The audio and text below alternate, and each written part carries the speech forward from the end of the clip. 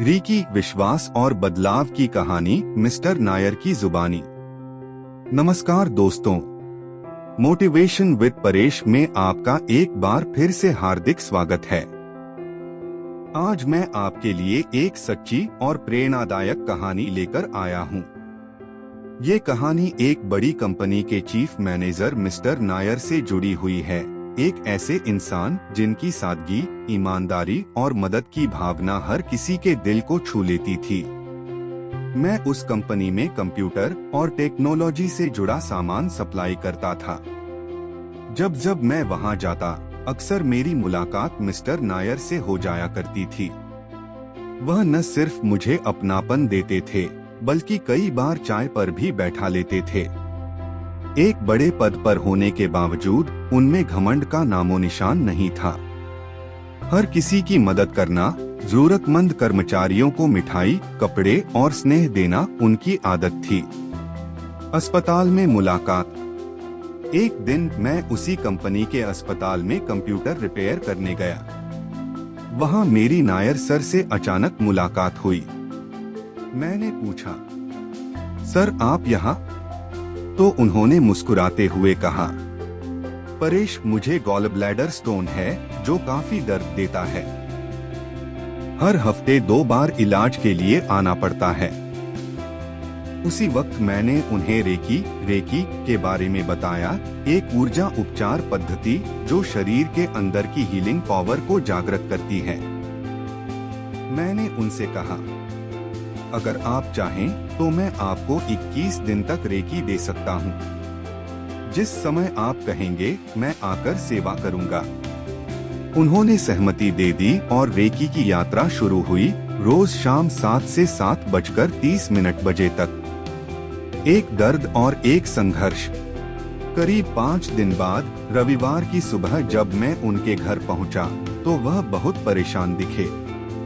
मैंने पूछा, सर क्या आज ज्यादा दर्द है? उन्होंने कहा, दर्द तो कम हो रहा है, रेकी से बहुत राहत मिल रही है, लेकिन मेरी परेशानी कुछ और है। फिर उन्होंने एक कड़वी सच्चाई बताई। मेरे नीचे काम करने वाला ऑफिसर हर ठेकेदार से रिश्वत लेता है। शिकायतें आ रही हैं, लेकिन उसकी ऊंची पहुंच के चलते मैं कुछ कर नहीं सकता। मैं खुद शर्मिंदा हूँ।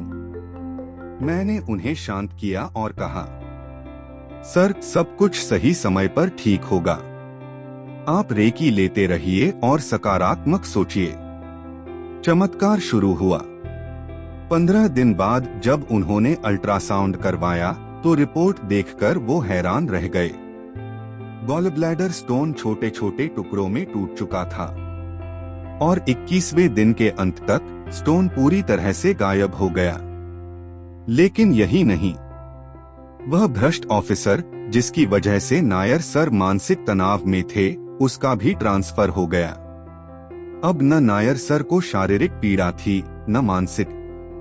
उन्होंने मुझे गले लगाकर कहा, परेश तुम्हारा बहुत बहुत धन्यवाद। तुमने मेरी जिंदगी बदल दी। वो अब स्वयं रेकी साधक हैं। मैंने उनसे एक वादा किया था कि मैं रेकी सेवा के पैसे नहीं लूंगा, लेकिन वो रोज कुछ ना कुछ देकर कहते, तुम मेरे लिए समय, ऊर्जा और पेट्रोल सब खर्च करते हो, यह तुम्हारा हक है। बाद में उन्होंने खुद रेकी सीखने की इच्छा जाहिर की। मैंने उन्हें एक रेकी शिविर में नाम दर्ज करवा दिया। अब मिस्टर नायर रोज रेकी की प्रैक्टिस करते हैं, स्वस्थ हैं, प्रसन्न हैं और दूसरों को भी प्रेरित करते हैं। सीख इस कहानी से, सच्ची सेवा का फल हमेशा मिलता है।